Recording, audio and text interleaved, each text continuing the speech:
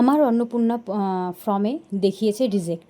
জানি না রিজেক্ট কেন দেখালো। তারপরে কিন্তু আবার একদিন পরে দেখাচ্ছে আন্ডার ইনকোয়ারি। তো দেখা যাক কপালে কী আছে জানি না। সত্যি কথা বলতে টাকা পায়নি, খুবই কষ্ট। কারণ দেখো সবাই কিন্তু টাকা পাওয়ার যোগ্য ছিল, কিন্তু তার সত্ত্বেও তারা টাকা পায়নি। হ্যাঁ, কিছু কিছু অনেকেই আছে যারা পাওয়ার যোগ্য না, তারাও পেয়ে গেছে। তো চলো প্রথম থেকে ভিডিওটা স্টার্ট করি। তো আমি সুস্মিতা, তো আমার চ্যানেলে তোমাদেরকে অনেক অনেক স্বাগত। আমি সকালবেলা ঘুম থেকে উঠে কিন্তু সকালের বাসি কাজগুলো করে নিচ্ছি, ঘরটা গুছিয়ে টুছিয়ে তারপরে রান্নাঘরে যাব। তার আগেই আমার ঘরটা গোছানো থাকে। ঘরটা না গোছালে না একদমই ভালো লাগে না, সবারই তাই, আমার একার না। তো যাই হোক, সকালের কাজকর্মগুলো সেরে তারপরে কিন্তু আমি রান্নাঘরে যাব। আজ সকালে এমনি করব রুটি, তারপরে একবারে রান্না করব। তো যাই হোক, যেটা তোমাদের বলছিলাম, আমার অন্নপূর্ণা ফর্মে কিন্তু আমি টাকা পাইনি। আমার ফর্মে প্রথম রিজেক্ট দেখিয়েছে, মানে দুবার করে দেখিয়েছে। তারপরে যখন দেখলাম সোশ্যাল মিডিয়ায় এই নিয়ে খুব তোড়জোড় চলছে, তারপরে যখন আবার দেখলাম অনলাইন মানে ফোনে, তখন দেখাচ্ছে স্টেটাসে আন্ডার ইনকোয়ারি, মানে আবার প্রসেস চলছে। জানি না কি আছে কপালে। এই প্রসেসটা কিন্তু অনেক মানুষেরই কিন্তু হয়েছে, যারা যারা রিজেক্ট দেখিয়েছে তাদের এই প্রসেসটা দেখাচ্ছে। আদৌ এর কী হবে কি না হবে জানি না। আর সত্যি কথা বলতে স্বাভাবিক, দেখো সবাই যখন টাকা পেয়ে যায়, আরেকজন যখন টাকা পায় না, তখন সত্যিই খারাপই লাগে। তো যাই হোক, কিছু করার নেই, আমাদের কপালে এটা ছিল। তো এখন যা সমস্যা চলছে, আশা করি সব কিছুই ঠিক হয়ে যাবে। আর সামনে কি আছে আমরাও তাও জানি না। এখন বিডিও অফিস থেকে বলেছে যে 7 দিন ওয়েট করো, টাকা হয়তো ঢুকে যাবে, কিন্তু আমাদের টাকা একদমই ঢুকবে না। কারণ যাদের অ্যাপ্রুভ দেখাচ্ছে, কিছু কিছু ফর্মে কিন্তু আবার অ্যাপ্রুভ হয়ে গেছে, তাদের টাকা ঢুকে গেছে অনেকের, কিন্তু আমাদেরটা কিন্তু অ্যাপ্রুভ বলে কোনো কিছুই লেখা নেই, যার কারণে আমাদের সম্ভাব্য নেই টাকা ঢোকার। তো জানি না এখন বিডিও অফিস থেকে কি বলবে, সেই রীতিমতোই আমরা কাজ করব। এখন দেখা যাক কি হয়। তো যাই হোক, আমি সকালের কাজকর্ম সেরে কিন্তু এখন কয়েকটা জামা কাপড় ছিল, সেই জামা কাপড়গুলো ধুয়ে দেবো। কারণ এই যে ওয়েদার হয়েছে, বৃষ্টির দিন, এখন জামা কাপড় মোটেই শুকাতে চায় না। তো হাওয়ায় হাওয়ায় শুকাতে হচ্ছে, কিছু করার নেই। তো এদিকে আকাশটা কিন্তু এখনও ভার হয়ে রয়েছে, হয়তো যখন তখন বৃষ্টি নামবে। তো এখন আমি সোজা চলে যাব রান্নাঘরে। আজ রান্না করব রুটি আর আলুর তরকারি। তো সকালে এটা খেয়ে বড়মশাই কাজে চলে যায়, যার কারণে কিন্তু এখন রুটি তরকারি করা হচ্ছে সকালবেলা। আর সত্যি কথা বলতে একবারে এখন রান্না করলে দুপুরেরটা রাতেরটা করে নিলে রাতে কোনো ঝামেলা থাকে না, যে কারণে এইভাবেই রান্না করছি। তো যাই হোক, দুপুরবেলা রান্না করব হচ্ছে ডিম। ভেবেছিলাম মাছ নেব, যে কাকুটার থেকে মাছ আমরা নিই, সে কাকুটা আজকে মাছটা তেমন ভালো ছিল না, তার কারণে কিন্তু মাছ নিয়ে নিই। শাশুড়ি নিয়ে এসছে ডিম, তাই ডিম রান্না করব। আজকের ডিমটা কিন্তু একটু অন্যরকম রান্না করব। অবশ্যই কিন্তু ভিডিওটা দেখো, অবশ্যই রান্নাটা কিন্তু তোমাদের কাছে ভালো লাগবে। তো আমাদের পাড়াতে যেমন একটা সমস্যা হয়েছে, যেমন কি অনেকে ধরো চাকরি বাকরি করে, বা বাড়ি 3টে ঘর, তারপরে অনেক ভালো কিছু থেকেও তারা কিন্তু টাকা পেয়েছে ভালো কথা, তাতে নিয়েও আমাদের সমস্যা নেই। কিন্তু কথাটা হচ্ছে আমরা কেন পেলাম না? আমাদের মতো পরিবার পাওয়ার যোগ্য ছিল তো না? সেখানে যদি না পাওয়া যায়, তখন টাকাটা, তখন তো সত্যি খারাপ লাগবে। তখন তো মানুষ একটু তো ইয়ে করবেই, বলো। শুধু সত্যি কথা বলতে দেখো, ঝগড়াঝাটি বা অশান্তি করে তো কোনো কিছু হবে না। সময় দিতে হবে সরকারকে, তো সরকার সময় হলে ঠিক সমাধানটাও বের করবে, সেই আশায় রয়েছে। আবার কিছু কিছু মানুষ তো বলছে হয়তো আমরা টাকা পাবো না। জানি না আদেও কি পাবো কি পাবো না, সেটা আমাদের কপালেই লেখা আছে।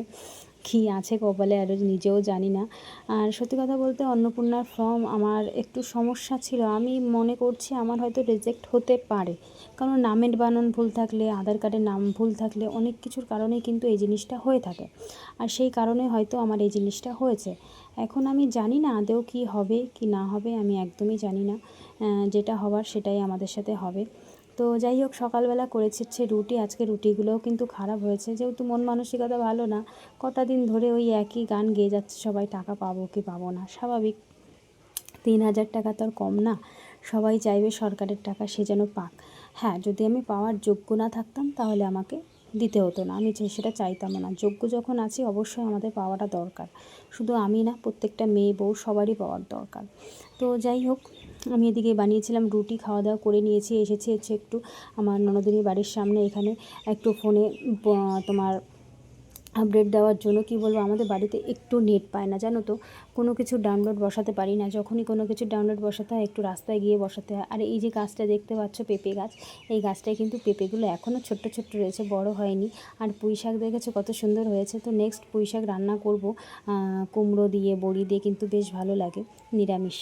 আর এদিকে কিন্তু আমি ডিম সিদ্ধ, আলু সিদ্ধটা কিন্তু বসিয়ে দিচ্ছি।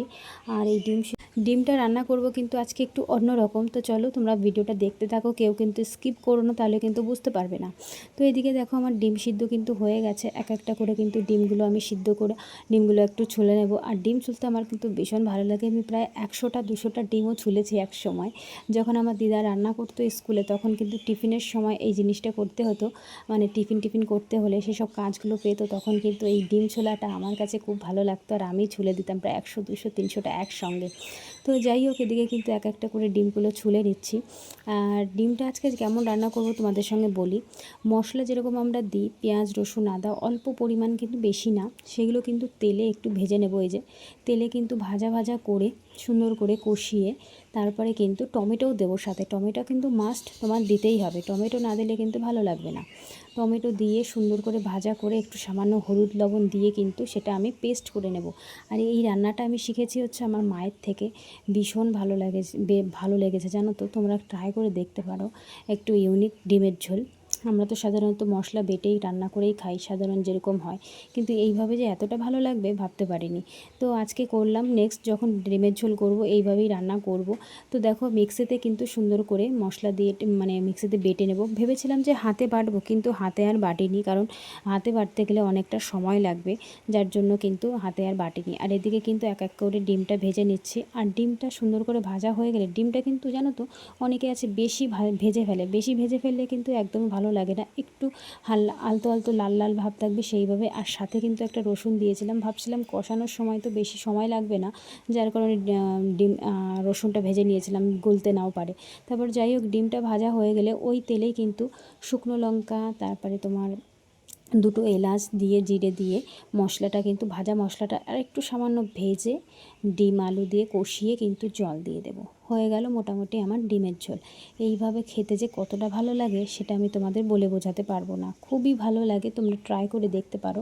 আর বাইরে হচ্ছিল বৃষ্টি, তাও কিন্তু গরম কাটছিল না জানো তো, এত গরম লাগছিল। যাই হোক, গরমের মধ্যেই সব রান্নাবান্না সারলাম। একবারই রান্না করেছি আজকে, দুপুরেরটা রাতেরটা। তো এদিকে ডিমের ঝোলটা হয়ে গেলে তার আগে কিন্তু করেছিলাম হচ্ছে তোমার কচুরলতি ভাজাও কিন্তু বেশ ভালো লাগে। আমার তো ভীষণই ভালো লাগে কচুরলতি ভাজা। তো একটু টেস্ট করে দেখলাম, ডিমের ঝোলটা সত্যিই খুব সুন্দর হয়েছে খেতে। এখন দেখা যাক কেমন হয়। যখনই আমি এখন যতবার রান্না করব ডিমের ঝোল, ততবারই কিন্তু এইভাবেই রান্না করব। যাই হোক, তোমাদের সঙ্গে আরও কিছু কথা বলি, যেটা হচ্ছে অন্নপূর্ণা নিয়ে। দেখো আমাদের পাড়াতে কিন্তু এমনও মানুষ আছে যারা পাওয়ার যোগ্য না, কিন্তু তারাও পেয়েছে। সেটাই কিন্তু অনেকের খারাপ লাগছে, যে তারা পাওয়ার যোগ্য ছিল না, তারা না পেলেও পারতো, কিন্তু কেন তারা টাকাটা পেলো। স্বাভাবিক, সবারই খটকা লাগে। যদি সবাই পেয়ে যেত এই সমস্যাটা হতো না। এখন যেহেতু অনেকে পেয়ে গেছে বিনা কারণে, তখন তো সবার গায়ে একটু লাগবেই বলো, এটাই তো মানুষের নীতি। হয়তো আমি বলছি না সে পেয়েছে ভালো হয়েছে, আমাদের সমস্যা হতে পারে, সমস্যার সমাধান করতে হবে, কিছু করার নেই। কিন্তু দেখা যাক এখন সরকার যেটা করবে আমাদের সেটাই মানতে হবে, কিচ্ছু করার নেই। কি করব, আদৌ টাকা পাবো কি না পাবো সেটা উপরওয়ালাই জানে। তো যাই হোক, লাস্টে আমি বসিয়েছিলাম হচ্ছে তোমার কচুরলতি ভাজা। আর এই কচুরলতি ভাজা কিন্তু রসুন দিয়ে খেতে বেশি ভালো লাগে। তোমরা কে কে খেয়েছো অবশ্যই কিন্তু কমেন্টে জানিও। আর সত্যি বলতে সকালের টুকটাক কাজকর্ম তো সব হয়ে গেছে, এখন রান্নাবান্না সেরে রান্নাঘরটা একটু পরিষ্কার করে তারপরে কিন্তু চান টান করে ঘরে পুজো দেবো। মোটামুটি সকালের কাজবাজ হয়ে গেছে টুকটাক, কিন্তু এখন রান্নাটা হয়ে গেলে মোটামুটি যে কাজগুলো থাকে সেগুলোই করে ফেলবো। এদিকে দেখো আমার রান্না কিন্তু সব কিছু অলরেডি হয়ে গেছে। ভাত হয়ে গেছে, কচুরলতি ভাজা, আর সাথে কিন্তু ডিমের তরকারি। তোমরা কিন্তু অবশ্যই আমি যেভাবে রান্না করেছি একবার জাস্ট ট্রাই করে দেখো, তোমাদের কিন্তু খুব ভালো লাগবে এই ডিমের ঝোলটা খেতে। রান্নাবান্না হয়ে গেলে আমি রান্নাঘরটা পরিষ্কার করে, আজকে কিন্তু অনেকটাই দেরি হয়ে গেছিলো, চান করতে প্রায় 2টো বেজে গেছিলো। চান টান করে ফ্রেশ হয়ে নিয়ে কিন্তু ঘরে পুজো দিয়ে নিয়েছি। আর ঘরে পুজো দেওয়ার পরে যেন আমার পরিপূর্ণ কাজটা হলো, কারণ আমার সারাদিন আমি যতই কাজ করি না কেন, ঠাকুর পুজো না দিলে কিন্তু একদমই ভালো লাগে না। তো যাই হোক, আমি তোমাদের তো আমার ব্যাপারে কিছু বললামই না। ওষুধ খাচ্ছি, কী ওষুধ খাচ্ছি তোমাদের সঙ্গে শেয়ারও সেভাবে করা হয়নি। আগের ভিডিওতে বলেছিলাম পিসিওডির কথা। তো পিসিওডি তো আমার সত্যি কথা বলতে অনেকটাই কমে গেছে কি একদমই নেই বললেই চলে। এখন যে ওষুধটা খাচ্ছি টিউবের জন্য, দেখা যাক টিউবের কী সমস্যার সমাধান হয় জানি না। এখন ওষুধ খেতে হবে, তবে বোঝা যাবে কি হবে না হবে। কপাল তো অনেক ভাগ্য করে জন্ম নিয়েছি, সব কিছুতেই ভালো। অন্নপূর্ণাও পেলাম না, 2টো টাকা পেলে হয়তো আমার কাজে আসতো আমাদের মতো মানুষের, কিন্তু সেটাও পেলাম না। জানি না কপালে কি আছে, ভগবান কি লিখে রেখেছে। সত্যি কথা বলতে দেখো, আমাদের মতো মানুষের ডাক্তার দেখাতে গেলে কিন্তু প্রচুর টাকা লাগে। একটা দুটো টাকা না, যে দেখায় সেই জানে ডাক্তার দেখাতে গেলে কত টাকা লাগে। তো যাই হোক, এখন যেটা আছে আমার কপালেই আছে, কিছু করার নেই। ভাগ্যে থাকলে সব কিছুই হবে, না থাকলে কিছুই হবে না, কিন্তু সব কিছুই মেনে নিতে হবে। আমি ভেবে রেখেছি, জানো তো, আমি দেখেছি জীবনে সব কিছু জোর করে পাওয়া যায় না। যেটা তোমার কপালে থাকবে সেটাই তোমার সাথে হবে, জোর করে কোনো কিছুই তুমি পাবে না। যাই হোক, ভাগ্যকে আর কি বলবো। খাওয়া দাওয়া করবো এখন, তো পুজো দেওয়া হয়ে গেছে ঘরে। তো বর মশাইকে ডাকছিলাম যে এসে খেয়ে নাও, তো আমি মায়ের সঙ্গে একটু কথা বলছিলাম। তো দেখো, আমরা কিন্তু এক জায়গায় বসেই খাওয়া দাওয়া করি। তো এখানে 3টে থালা, আগে ছিল 4টে থালা, এখন 3টে। বাড়বে কি, সেখানে থালা কমে গেছে, কি বলবো। শ্বশুরমশাই যেহেতু নেই, 4জন ছিলাম আমরা, 4 থেকে 5 হবো, সে 5-এর জায়গায় আরও মানুষ কমে গেছে, কি বলবো, কপালের ফেরা আমাদের। তো যাই হোক, এদিকে ভাতটা বেড়ে নিয়ে খাওয়া দাওয়া করবো। প্রায় বেজে গেছিলো আমাদের 2:30 খেতে খেতে, 2:30 পৌনে 3টে বেজে গেছিলো। আর কি বলবো, গরম যা পড়েছে, বৃষ্টি হচ্ছে, এদিকে রোদ্দুর, ভীষণ পরিমাণে গরম পড়েছিল। বৃষ্টি হলেও কিন্তু গরম ভাবটা যায়নি। যাই হোক, ভাতটা বেড়ে এখানে কাঁঠাল নিয়ে এসেছিলো আমার শাশুড়ি। বেশ ভালো লাগে কাঁঠাল খেতে, কিন্তু আমার বেশি ভালো লাগে না, আগে খেতাম খুব ছোটো থাকতে। প্রথমে খেয়েছিলাম হচ্ছে কচুরলতি দিয়ে, ভীষণ ভালো লাগে এই কচুরলতি ভাজা কিন্তু। আর বিশেষ করে চিংড়ি মাছ দিয়ে কিন্তু বেশি ভালো লাগে। যাই হোক, আমি এমনি রসুন দিয়েই করেছিলাম। আর এদিকে কিন্তু লাস্টে খেয়েছিলাম ডিমটাও খুব ভালো হয়েছিল। যাই হোক, তোমাদের সঙ্গে শেয়ার করলাম কেমন তোমাদের রান্নাটা লেগেছে, আর অবশ্যই কিন্তু কমেন্টে জানিও। পরের একটা নেক্সট ভিডিওতে দেখা হবে। ভালো থেকো, সুস্থ থেকো সবাই।